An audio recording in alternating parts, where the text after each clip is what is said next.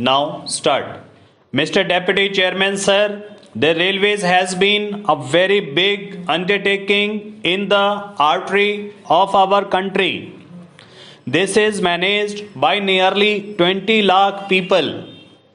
Except bringing food grains and pulses under the purview of standard freight, it is good that the Minister for Railways has not increased the freight charges and passenger fares for the coming year.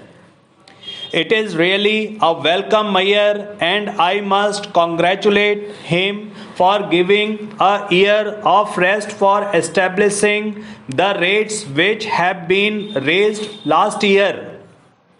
Sir, for the efficient management of any institution, of any public undertaking, the foremost thing is the security of service and the contentment of the working man. I am sure most of the members would also share my view on this. Therefore, sir, there should be a good relationship between the working railwayman and the government. To achieve that end, I, on this occasion, request all the trade union leaders to unite themselves to make one union so that they may have good contact and coordination with the government. They should also see that their representatives who are known for honesty and integrity are associated with the railway board so that the matters which crop up are settled amicably. Sir, this is a public undertaking which is mainly meant to serve the people and earn revenues.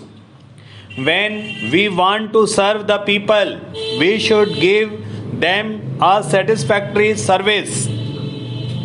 Then alone we will be able to attract more passengers to travel in our trains and more people to transport their goods in our railways. So many members in the lower house and here also have spoken about unpunctuality of trains and also cancellation of trains for want of diesel.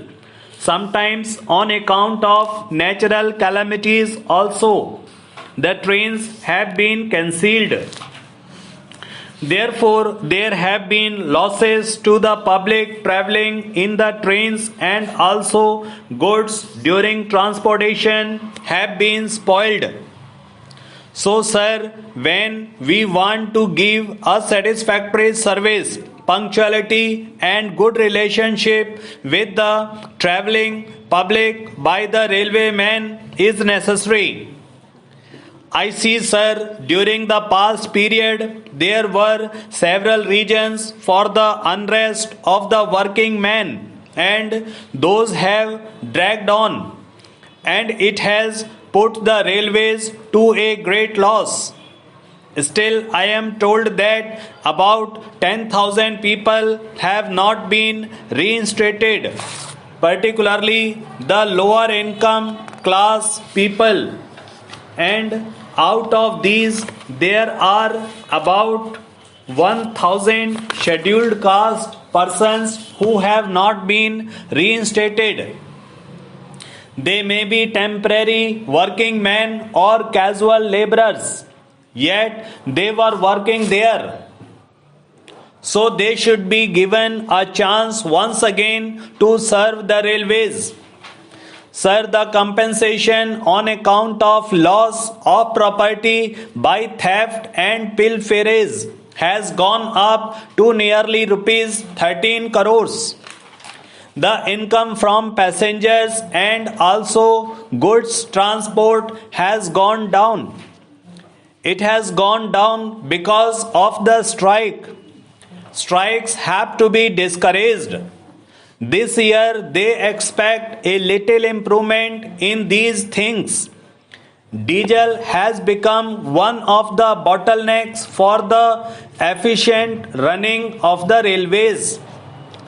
For that also, I think the minister will try to see that there is a better relationship between this department and the Department of Petroleum and see that the required quantity of diesel is allotted to the railways. Sir, I was telling about the compensation that the railways have to pay to the people for theft and for pilferages in the railways. Nearly 58,000 railway police force people are working and about rupees 12 crores are being spent on them. Sir, I am told that sometimes these railway police force people in connivance with the gundas have allowed these things to go on. One of the ministers who held this portfolio has made this allegation in the lower house. If that is true, then I feel the safety and the security of the passengers and their goods is not in safe hands. Therefore, I suggest that there should be frequent changes in the RPF personnel and they could be shifted from railways to border security force. The same man should not continue for more than 3 years in the railways. If that is done, sir, I think we could expect some change in their attitude in protecting the property of the railways and protecting the goods that are transported by the railways. I feel, sir, that even alarm chain pullings on the railways have gone up to nearly 280,000 in number, and if the railway traffic people are vigilant, they can reduce it. I have also noticed cases of ticketless travel in the railways and the ticket collectors or the guards do not take notice of it.